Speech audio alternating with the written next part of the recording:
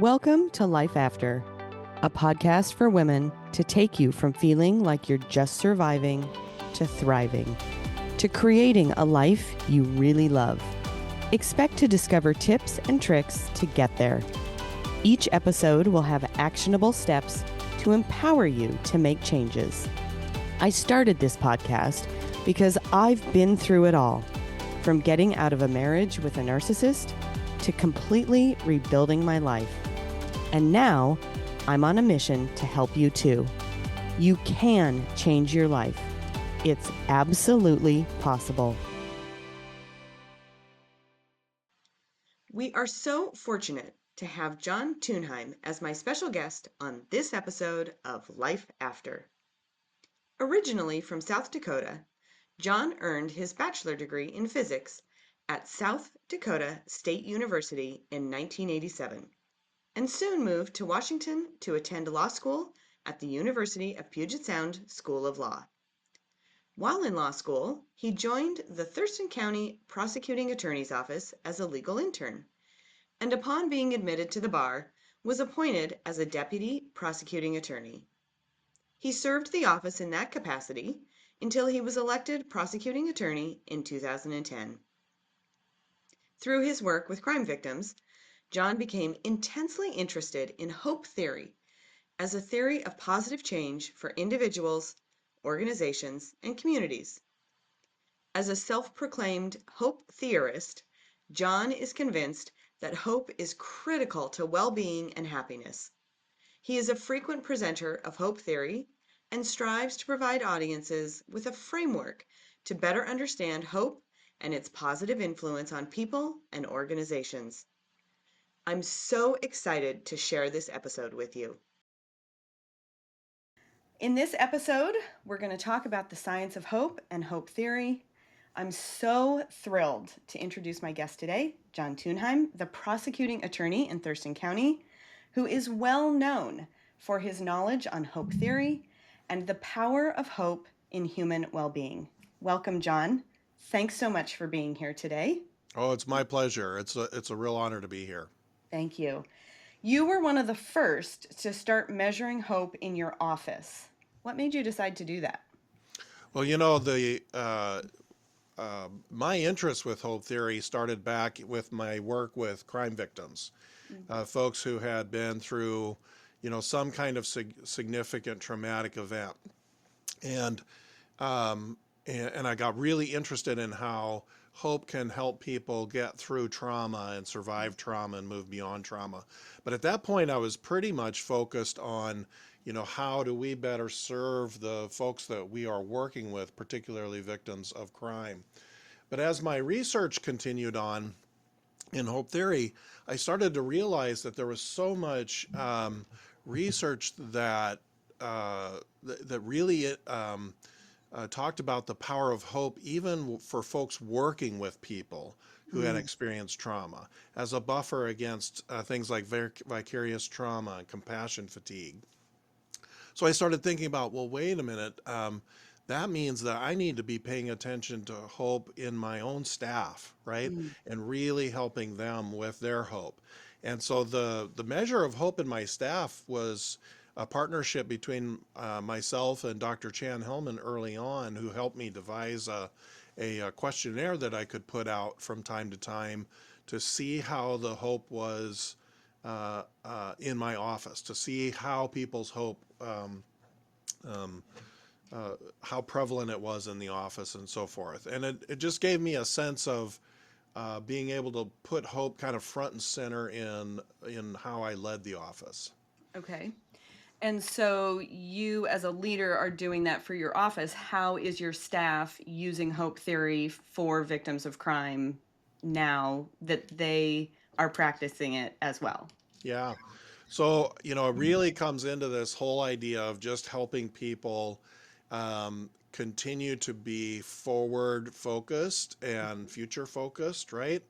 And so, our advocates, what I really found is that our victim advocates were kind of already doing this instinctively, right? It didn't really change a lot of the work that they were doing, but what hope theory did is it gave us some vocabulary and a framework to actually describe it and talk about it in a different way.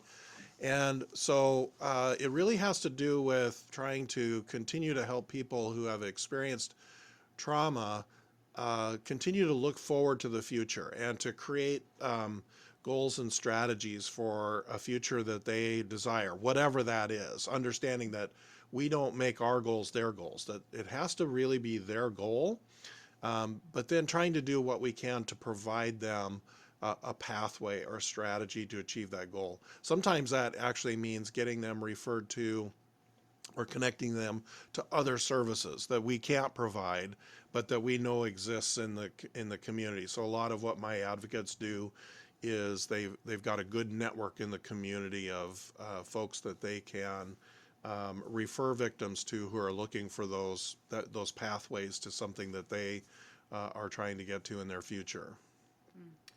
One of my favorite parts about hope theory is the contagious piece of it and the ripple effect. Can you talk a little bit about that? Yeah, it turns out that the research is just so very solid now that one of the things that makes us hopeful is when we interact and connect with other hopeful people in our lives, right?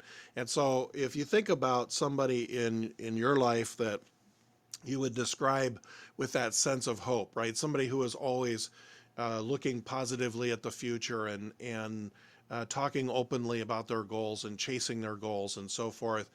The word that we often use for that is inspiring. We feel inspired by them, right? But I think what we're actually describing there is a little bit of that transfer of hope where we become more hopeful simply by engaging with and watching other hopeful people.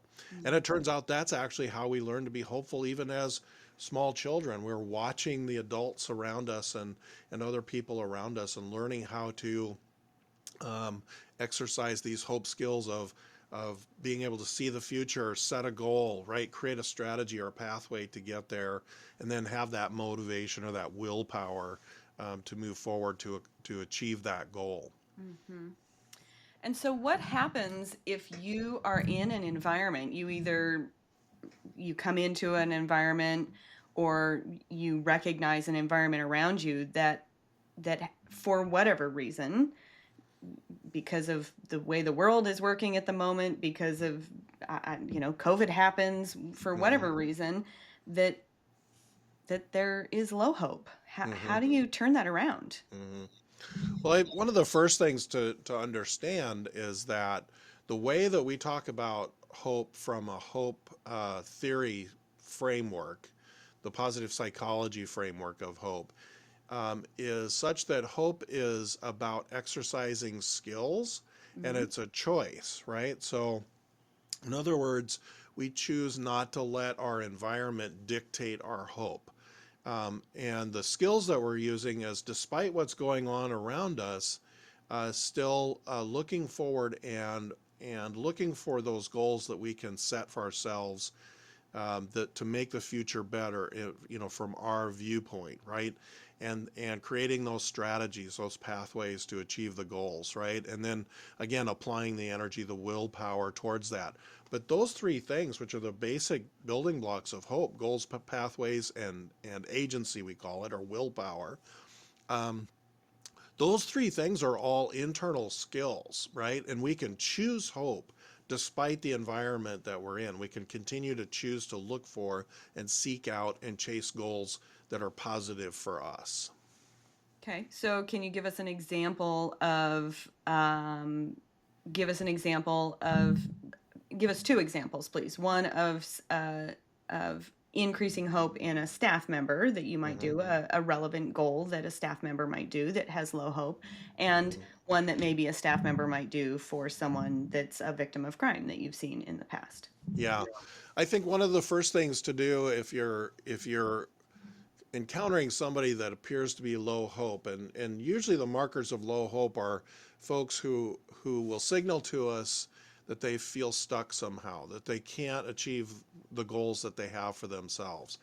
And the first thing I think to start to explore is what's getting in the way, right? What are the barriers there? Mm, If they're very clear on the goal. Now, if they're coming from a place of mm, kind of true True hopelessness, true hopelessness in hope theory is defined as apathy. It's just the person's completely apathetic about the future, and that's all.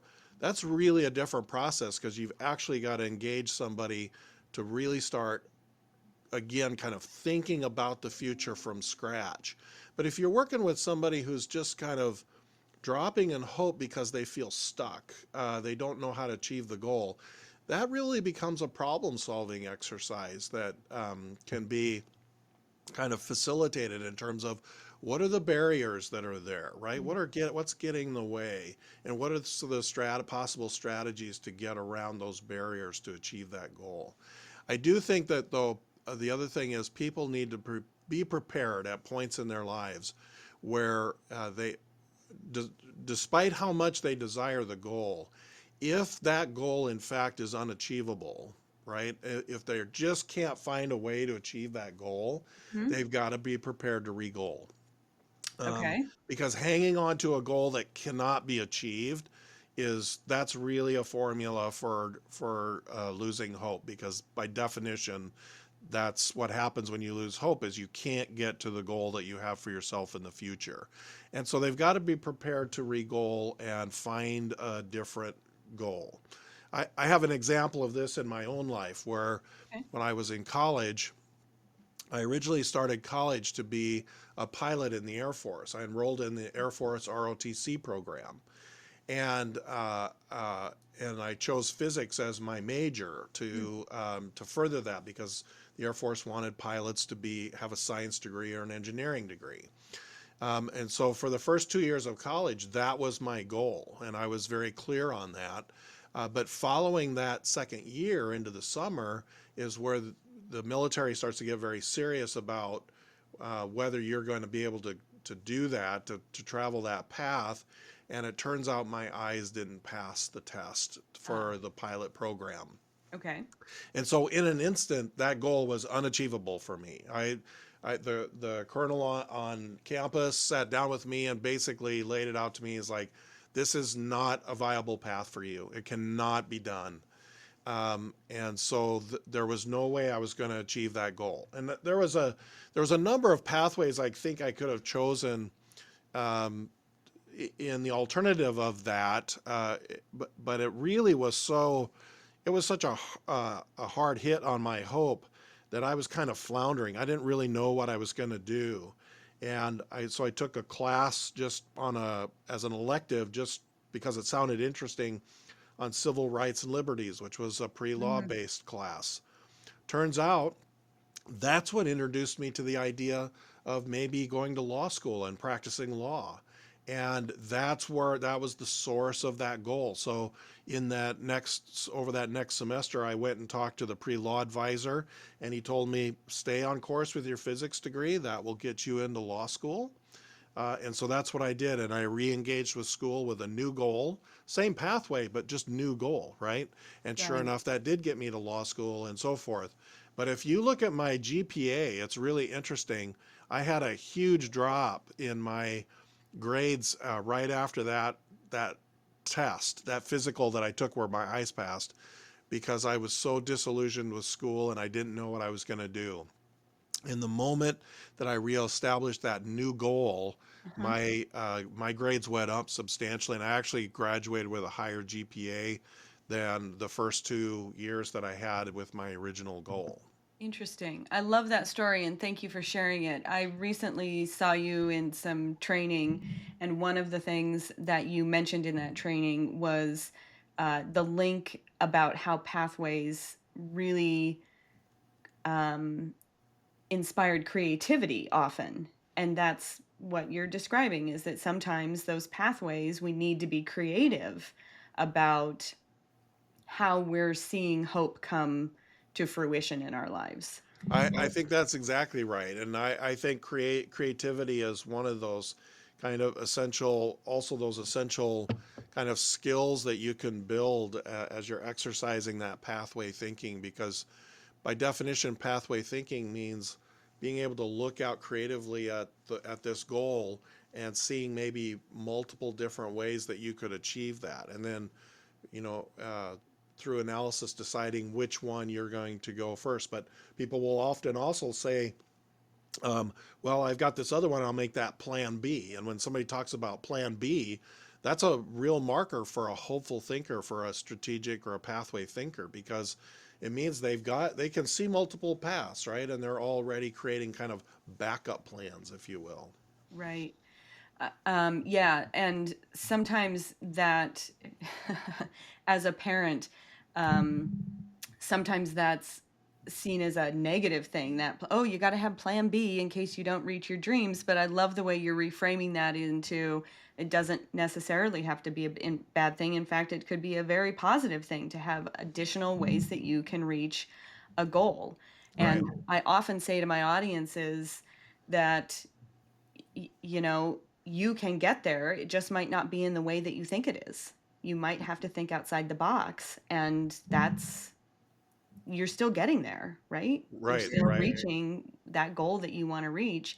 And in the process of doing that, it often opens up other doors for us that we wouldn't necessarily know or think about, that then expands our horizons for greater possibilities in our lives, which is Yeah, great.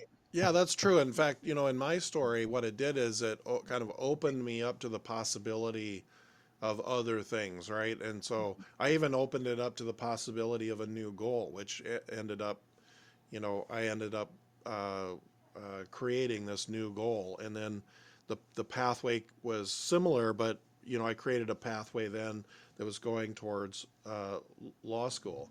And I will say yes, that I think that being able to see multiple pathways to the goal is really a sign of a hopeful thinker or a pathway thinker. And the reason that becomes important for our sense of hope is because we gain willpower, right? We gain that willingness to commit energy to chase a goal the more and more that we believe that we can actually achieve the goal, right? Mhm. So if that goal is feels very achievable for us, then we become more and more and more motivated to achieve that goal, Right. assuming that it's a desirable goal. And so when you've got these multiple pathways, you've got plan A and plan B, right? All it does is it increases our belief that we can get there one way or another, right? It'll happen. And so that then helps keep us motivated and moving forward towards that goal. Yeah, and I find that there's kind of a cycle between that motivation. We take a baby step, we get some success, it creates momentum.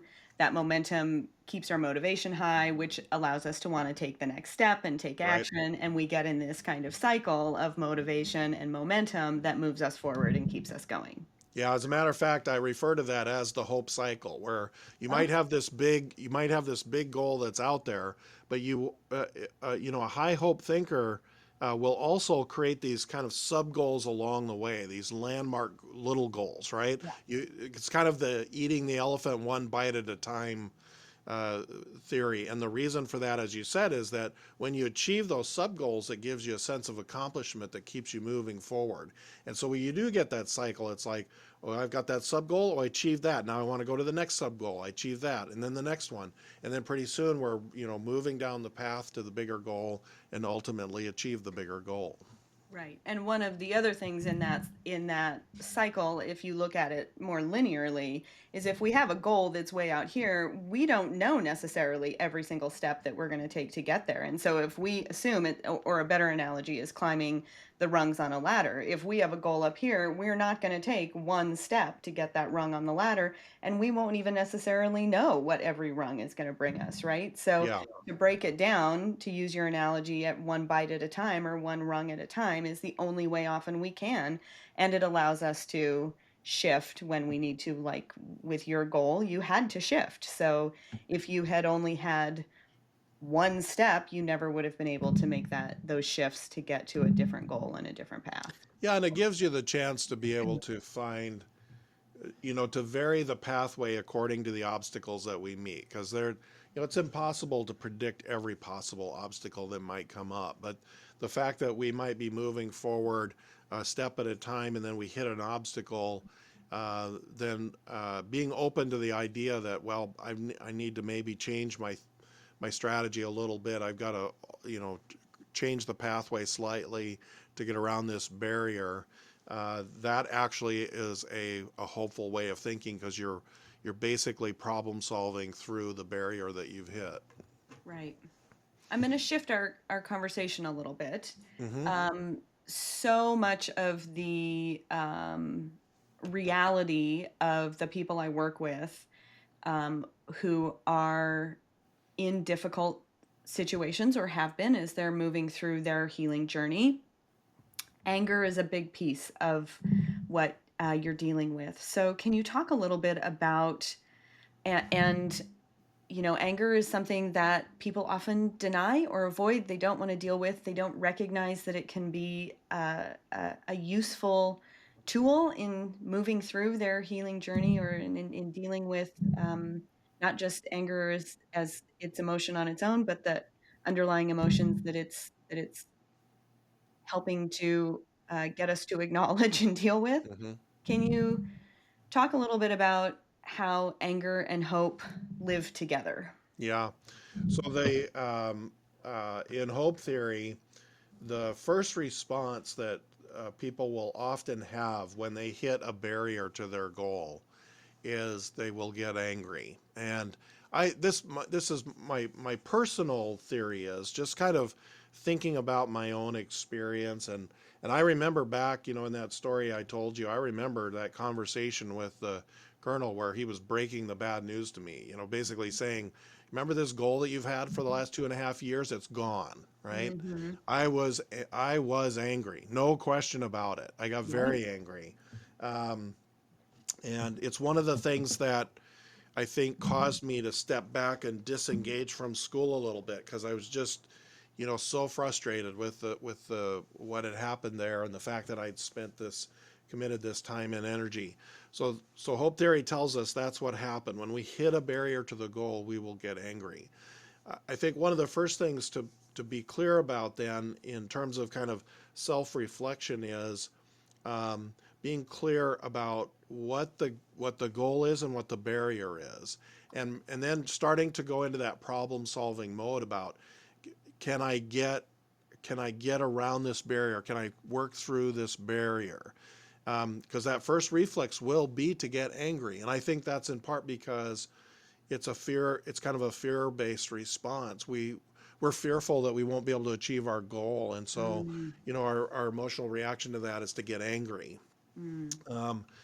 Um, but the anger itself doesn't, it won't push you back to hope because you've got to figure out how to get around that barrier. So at some point that anger's got to kind of turn into problem solving energy and Okay. figure out how do I get around this barrier? Or again, being open to the possibility that if this is an insurmountable barrier, then maybe I need to be thinking about opening myself up to a different goal Okay. and imagining a different future, whatever that might be, and starting to, use that imagination again to create a future in our mind that we are desirable so we can move away from anger back towards this idea of moving forward towards a goal, which is hope.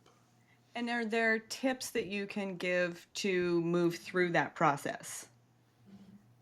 Well, I think that's the process of just kind of reflecting on what's the source of that anger, what's going on, and trying to be analytical about it. This is really just, again, from my own experience, just kind of looking back in my life at the times where I've hit barriers and experienced that anger.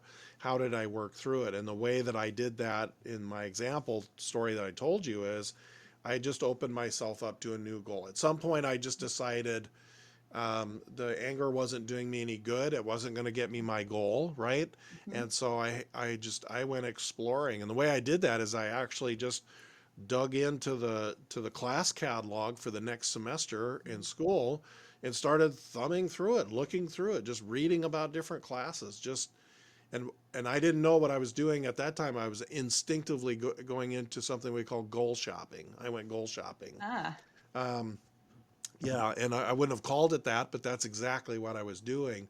But then Okay. as I did that, right, then I could kind of leave that anger behind and start thinking, re-engaging myself in my imagination towards the future. Right. Yeah. What I love about what you're describing is that there's kind of an instinctive drive for us to be moving in these directions. That it almost, correct me if I'm wrong, but there's a willingness or a desire for us to be moving towards those things that we want.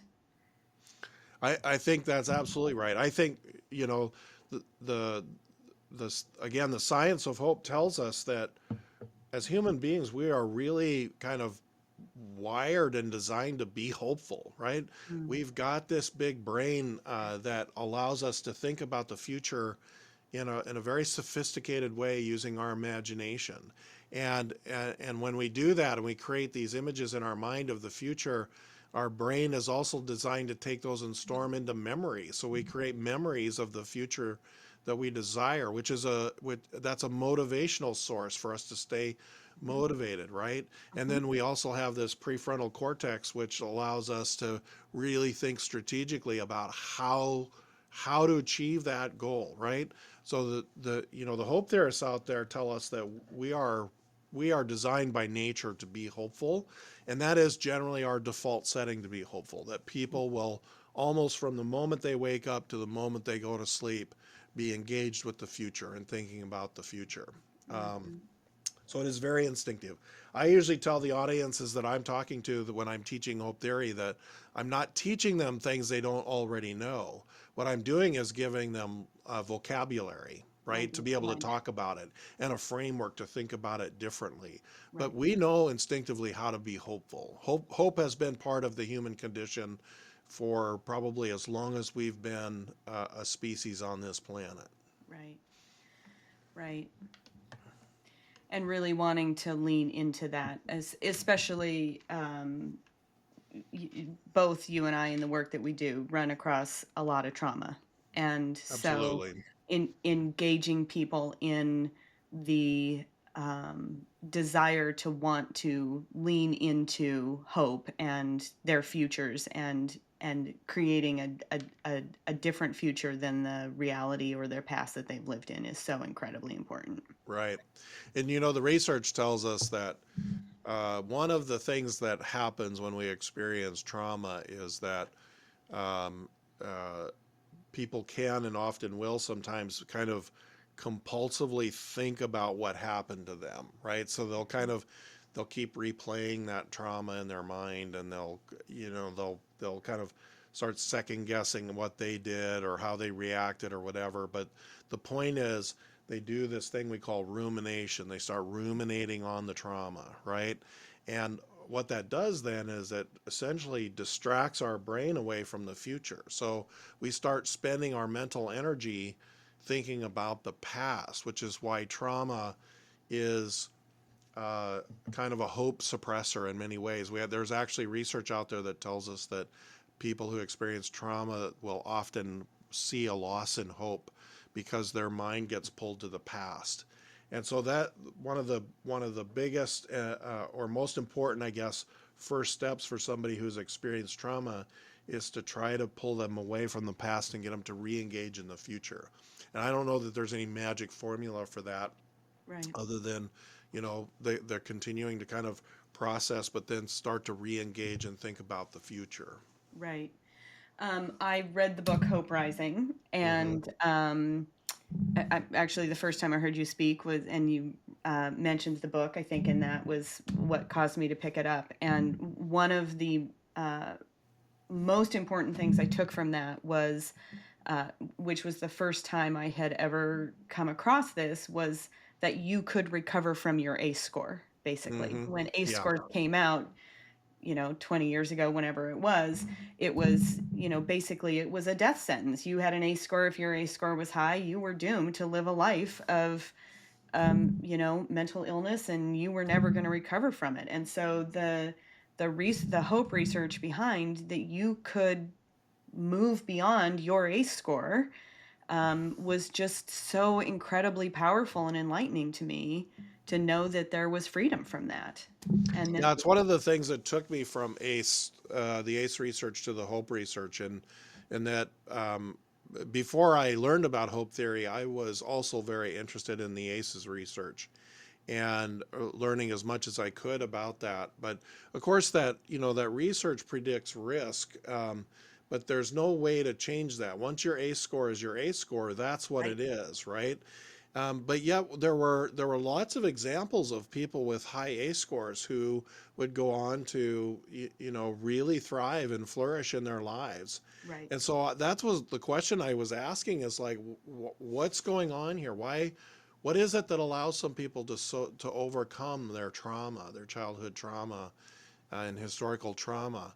And when I came across hope theory, it immediately caught my attention as perhaps one of those things, one of those factors that helps people go on to flourish despite trauma. And I've become more and more convinced of that over time. The deeper my research has led me into hope theory. It's one of the reasons why I and Dr. Hellman, who wrote Hope Rising, along with Casey Gwynn, and there's others out there working in this field, that we're basically trying to push that conversation from trauma to hope, right? right. The ACEs research will tell us kind of what our risk is, but hope actually gives us something that is rooted in our skills that we can choose for our future. Right. And teach other people that might not know that they've got that opportunity to grow Right. from. Yep. Yeah. Yep. I mean, that's where that ripple effect becomes so incredibly powerful, Right. to allow someone who doesn't know that they've got that opportunity and give them that opportunity to move away from the rumination in the past and into their future. Right. And help them to really understand how powerful that is, to be able to see into the future and create the future that we desire and expend our energy to do that. Yeah, and the reality is, God, it's just so much better place to live, right? It's just such a better place to spend your time and energy. Yeah. And to know that you ultimately have a choice to be in that place, and that I mean, you got to practice and you got to change patterns, and right, it's not a light switch necessarily. You got to take some time and do some work to make those changes, and hopefully we can continue to do work with children so that those patterns get changed earlier, so it's less work, right? And teens. But man, it's a much better place to live when you are thinking forward and hopeful. Well, we know that, again, the research tells us that hope overall is probably one of, if not the single best predictor of human wellness, right? And Right. so if we're in a place where we're now working to improve the hope across organizations and perhaps even across communities, to me, this seems like as much of a public health strategy as anything else, right? To build human wellness by giving people the skills and the vocabulary and the framework to help themselves be more hopeful. Absolutely. So I want to touch on one other topic, which is grief and hope. Mm, You, in the training I most recently saw you in, you said it's okay to grieve and be hopeful. I was hoping yeah. you could talk a little bit more about that. That line is actually attributed to a young lady who I talk about in my trainings, who auditioned for the show America's Got Talent. Mm, And at the time of her audition, she was actively dealing with a cancer mm, diagnosis and had been actually fighting cancer for the better part of a year. And yet she went on this show and she just had this just hopeful demeanor. It was just incredible to watch her on that stage be hopeful. So I started following her on social media, because again, in my mind, there was just, she had such self-awareness of her own hope and the power of her own hope, right? And the goals that she had for herself, which was to share her music. She was a singer, share her music with as many people as she could. That line came from her posting something on social media a couple days before she passed. She lost her battle with cancer ultimately. Um, and a couple days before she passed, and I think it was very clear in this um, that she had come to terms with her own the fact that the end was near, Right. and she was talking to her fans, she was talking to her followers on social media, and she said, "It's okay to grieve and be hopeful." And to me, that was so remarkable because what she was saying is that those two things can be separated. That we can grieve and feel grief, but yet we can continue to see a better future for ourselves. Mm. And it was so important to her that her fans and the people who were following her, that they not lose their hope because of her death, right? And Right. so she was basically saying it's okay if you feel a need to grieve, my leaving, this loss, go, that's okay, right? But don't let that take away from your hope.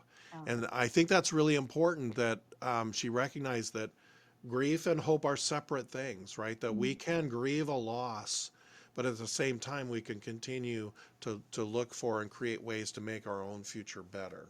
Right. Right. It's really beautiful. Um, as we wrap up, two more questions. The Okay. first is there anything that you want the audience to know where they can find you? Anything that they can kind of put out into the world? Anything you want to share specifically about what you're doing? Um, Yeah. Well, I will just say that my focus now has really shifted to looking at how hope can influence leadership. I've been in a leadership role in my organization for about 20 years and have been a lifelong student of leadership. Leadership is one of those things where you're constantly learning. You never check it off and say, "Oh, I'm good," right? You're right. constantly learning. And I've read a lot of different, um, books and articles and so forth on leadership. But hope theory really gave me something that allowed me to pull that all together. And so I have created a philosophy for myself that I call hope inspired leadership, and it means leading organizations from a center of hope. And that's really the focus of my work now. And so, if anybody had interest in that, they can uh, reach out. I don't like have a website or anything, but they could reach out through my office, the prosecutor's office, and email our office. And I love to talk further and learn more about that idea of hope inspired leadership. It's a work in progress, I will admit, but everything that I've done so far, I find a way to connect hope to every lesson I've learned in some way or another in Mm, terms of leading organizations and yeah. teams. Yeah. So my final question for you is what does success look like for you? Oh, boy, that's a really good question. I actually think success is found in goal achievement, whatever the goal is, right? I mean, and maybe that's the influence of hope theory on me, and Mm, the fact that I have achieved a lot of the goals that I've set for myself through my life. I feel successful in my professional endeavors, my career, and so forth. And I've had a lot of, kind of good things come to me as a result of that. But even as I look out beyond the future now, where uh, I can start to entertain the idea of retiring from this profession and looking at something else and seeking other goals in my life, whether those are uh, other goals, kind of professional goals, or maybe even just personal goals of traveling more, and those things that we set for ourselves in our retirement years. The point is that I think success is being able to actually create those goals and find ways to achieve them. And when we have that goal achievement, we get that hit of dopamine that our brain gives us, and we feel good and we feel successful, and we move on. And we set the next goal, which is that hope cycle. yeah. John, thank you so Yeah. much for joining us today. It's been a pleasure. Again, my pleasure. I'm glad I could talk with you about this. Yeah, thank you. All right, everybody. Thanks for joining us, and we'll see you next time.